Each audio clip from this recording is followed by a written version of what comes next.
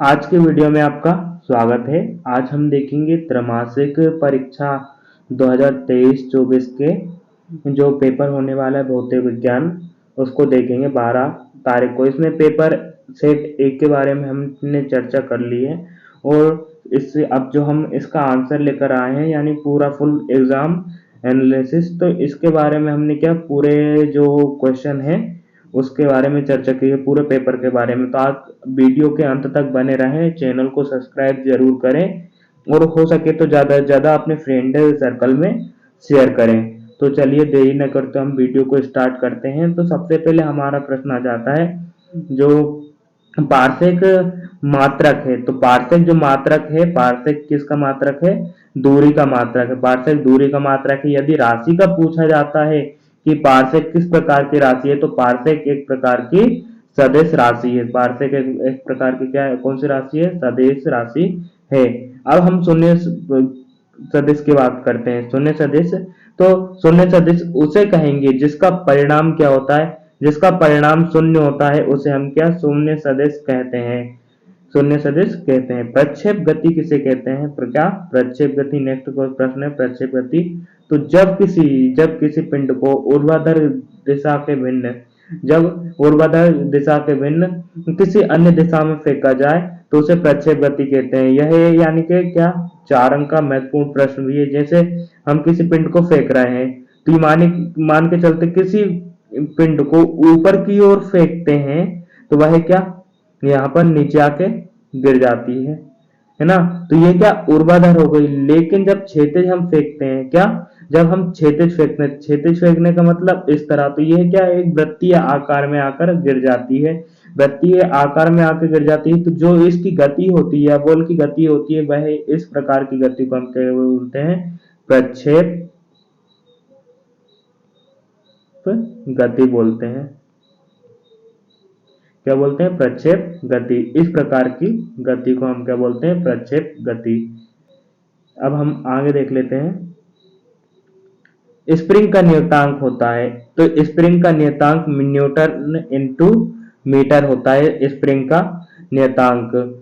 द्रव्यमान ऊर्जा तुल्यता समीकरण क्या है? तो द्रव्यमान ऊर्जा, या हम इसे आइंस्टीन समीकरण भी कहते हैं। आइंस्टीन समीकरण E बराबर mc स्क्वायर, इसका यह राइट आंसर है।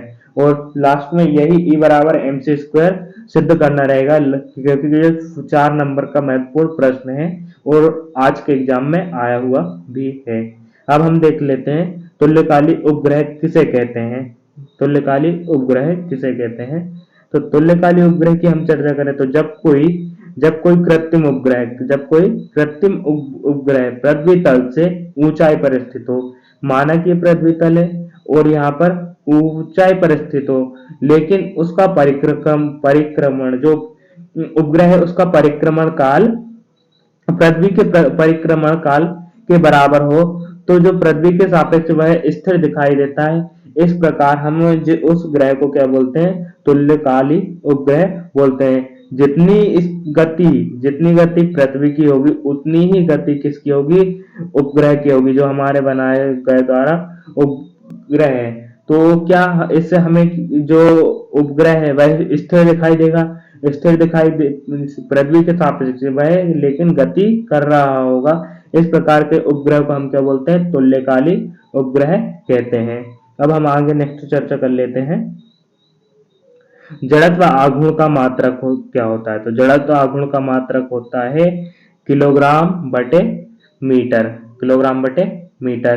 एक एटॉमिक मॉस्फेयर का जो मान रहता है वह कितना रहता है? तो 1.6 इंटू 10 की पावर -27 kg। अब हम चर्चा कर लेते हैं किसी गतिशील कण, किसी गतिशील पिंड के लिए शून्य क्या हो सकता है? तो किसी गतिशील शून्य के लिए पिंड के लिए क्या हो सकता है? त्वरण। क्या हो सकता है? त्वरण। क्योंकि जब कोई भी वस्तु गति करेगी तो उसका त्वरण क्या रहेगा? शून्य रहेगा। अब हम चर्चा कर लेते हैं निम्न में से सदिश का समूह है। तो निम्न में से सदिश का समूह कौन कौन से हैं? तो यह है त्वरण, क्षेत्रफल, संवेग। ये क्या है? यह सदिश का समूह है। किसी गतिशील गोली लकड़ी के किसी टुकड़े से में जाकर धंस जाती है तो उसमें क्या संरक्षित रहता है? तो उसमें हम कह सकते हैं कि उसमें संवेग संरक्षित रहता है।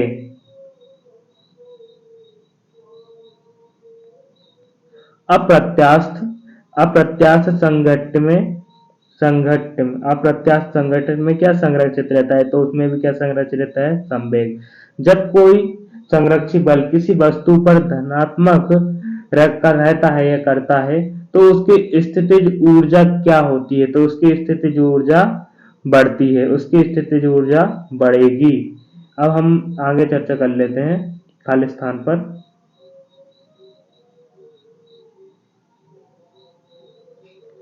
1 नैनोमीटर बराबर 10 की पावर -9 मीटर होती है। 1 नैनोमीटर बराबर 10 की पावर -9 मीटर होती है। बल का विमीय सूत्र क्या है? तो बल का विमीय सूत्र होता है ml की पावर -2 स्क्वायर। अब हम आगे देख लेते हैं।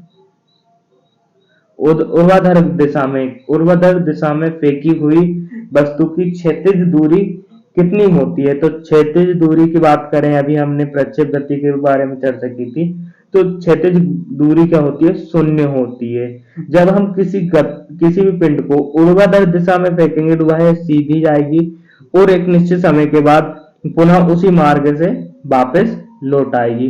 तो वह इस प्रकार किसी भी प्रकार की जो दूरी है वह तय नहीं करती है। क्षैतिज का मतलब ये है कि ये जब हम प्रक्षेप गति में वह किसी न किसी प्रकार की क्षैतिज गति तय करती है। यदि हम कह सकते हैं कि ये पेपर में आता है कि जो प्रक्षेप में क्षैतिज गति कितनी होती है तो हम उसमें अपने अकॉर्डिंग लगा देंगे, लेकिन उसका आंसर 0 नहीं आएगा। लेकिन इसमें ऊर्ध्वाधर का पूछा है तो ऊर्ध्वाधर में हमारा आंसर क्या हो जाएगा? राइट आंसर हो जाएगा 0। महत्तम ऊंचाई के लिए प्रक्षेप कोण का मान कितना होना चाहिए? तो महत्तम ऊंचाई के लिए प्रक्षेप कोण का मान कितना होना चाहिए? 90 डिग्री होना चाहिए। 90 डिग्री होना चाहिए महत्तम ऊंचाई के लिए। क्योंकि महत्तम ऊंचाई की बात करते हैं, यानी महत्तम सबसे अधिक ऊंचाई, और कहा प्रक्षेप कोण, तो यहाँ पर क्या ऐसा ये बन जाएगा। और यहाँ पर हम शुरुआती जहां से पिंड फेंका गया है या गिरा है तो वहां इसको हम एक चांदे के आकार में बना लेंगे, तो यहाँ पर ये भी यहाँ से 90 डिग्री हो जाएगा और ये भी यहाँ से 90 डिग्री हो जाएगा। राकेट नोदन किस सिद्धांत पर कार्य करता है? तो राकेट नोदन है संवेग संरक्षण के सिद्धांत पर कार्य करता है। घर्षण द्वारा किया गया कार्य क्या हो, कौन सा कार्य होता है? तो यह क्या होता है? ऋणात्मक कार्य होता है, घर्षण द्वारा किया गया कार्य।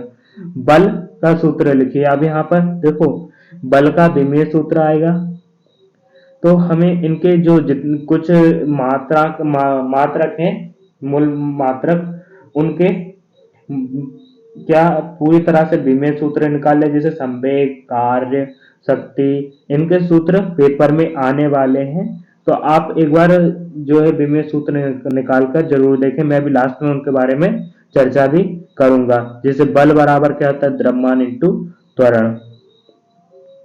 इंटू त्वरण। अब हम देख लेते हैं जोड़ियों को।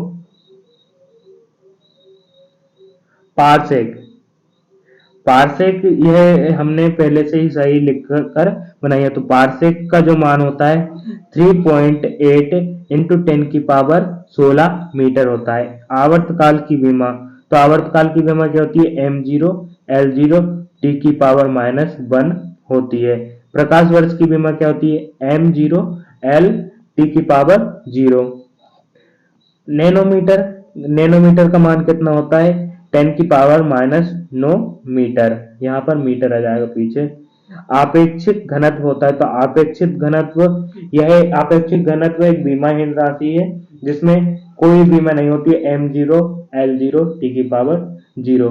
अब इसमें हम चर्चा कर लेते हैं खगोलीय मात्रक किसे कहते हैं। क्या खगोलीय मात्रक किसे कहते हैं?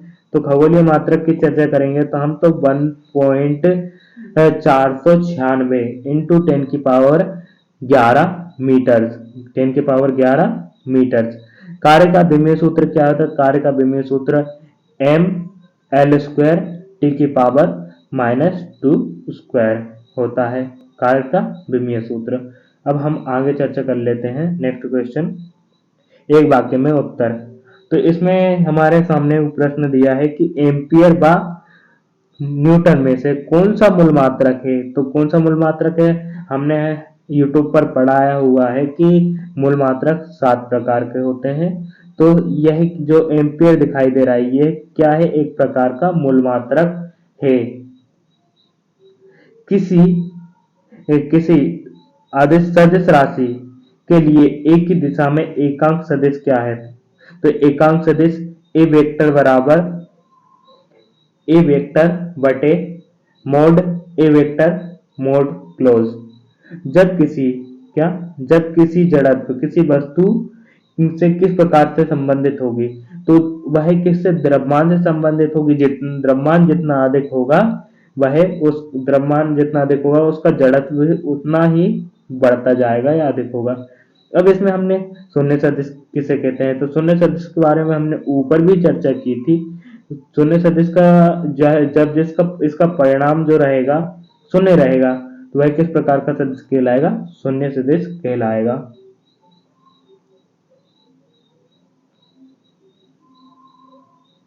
शक्ति का एसआई मात्रक तथा विमीय सूत्र लिखे। तो शक्ति का एसआई मात्रक क्या होता है, वॉट होता है शक्ति का एसआई मात्रक। और इसका जो रहता है विमीय सूत्र ml² टी की पावर -q²। हम इसकी परिभाषा इस तरह भी लिख सकते हैं, शक्ति की कार्य करने की दर को शक्ति कहते हैं। बस जो कार्य का एसआई मात्रक रहेगा उसमें एक समय इंक्लूड हो जाएगा, जो बटे में रहेगा वो ऊपर जाके माइनस में चला जाएगा। अब हम कर लेते हैं कुछ महत्वपूर्ण प्रश्नों की चर्चा, जो 2 अंक, 3 अंक और 4 अंक में पूछे जाएंगे। और इसमें मैंने सभी प्रश्नों को ऐड किया है, बस पीछे के लास्ट जो महत्वपूर्ण है वो बाकी की डेरिवेशन है। डेरिवेशन आप शायद कर पाओ, इसलिए मैंने डेरिवेशन को जो रहते हैं कैलकुलेटिंग डेरिवेशन उनको हटा दिया है। जैसे इसका मान निकालो, डायरेक्ट जो सीधा व्यंजक है उनको तो मैंने ऐड किया हुआ है कि व्यंजक किस तरह निकालें, प्रक्षेप का उड्डयन काल, क्षैतिज परास। तो उस तरह के प्रश्नों को आप जरूर करें। तो अभी आप कहाँ जा रहे हैं, वीडियो कंटिन्यू पूरी देखें। विमीय सूत्र किसे कहते हैं, विमीय सूत्र किसे कहते हैं यह लिखें। या फिर 1 सेकंड में से आप क्या समझते हैं, 1 सेकंड से आप क्या समझते हैं, इसके अथवा में हम लिख सकते हैं। अब हम यदि आपेक्षिक वेग की बात करते हैं, आपेक्षिक वेग की बात करें तो आपेक्षिक वेग मोस्ट आईएमपी है। यह पहले भी पूछा जाता था और अभी भी पूछा जा रहा है, तो इसको आप जरूर याद करें, आपेक्षिक वेग। या फिर इसकी जगह पे चाल किसे कहते हैं, इसे याद करें। तो मेरे अकॉर्डिंग आप आपेक्षिक वेग याद करेंगे तो वो सही रहेगा, क्योंकि पेपर में ये पहले भी पूछा जाता है गया है। अब हम देख लेते हैं सदिश के परिणाम से आप क्या समझते हैं, सदिश के परिणाम से आप क्या समझते हैं, समझाइए।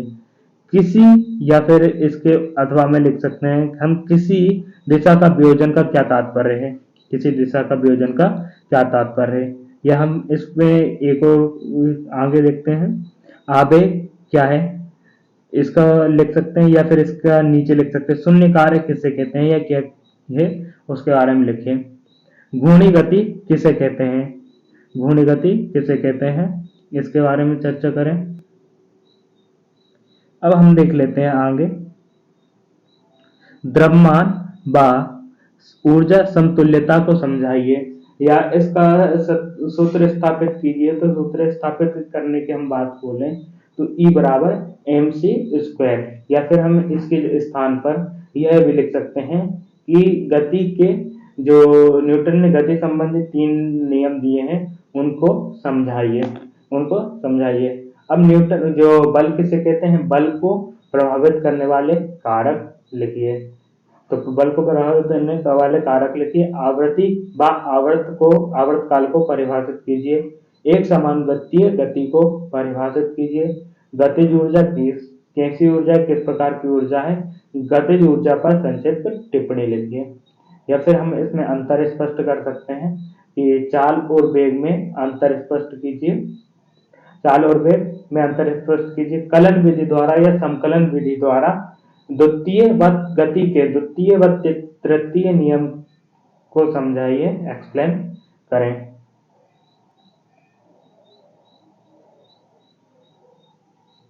विस्थापन व दूरी की परिभाषा लिखें।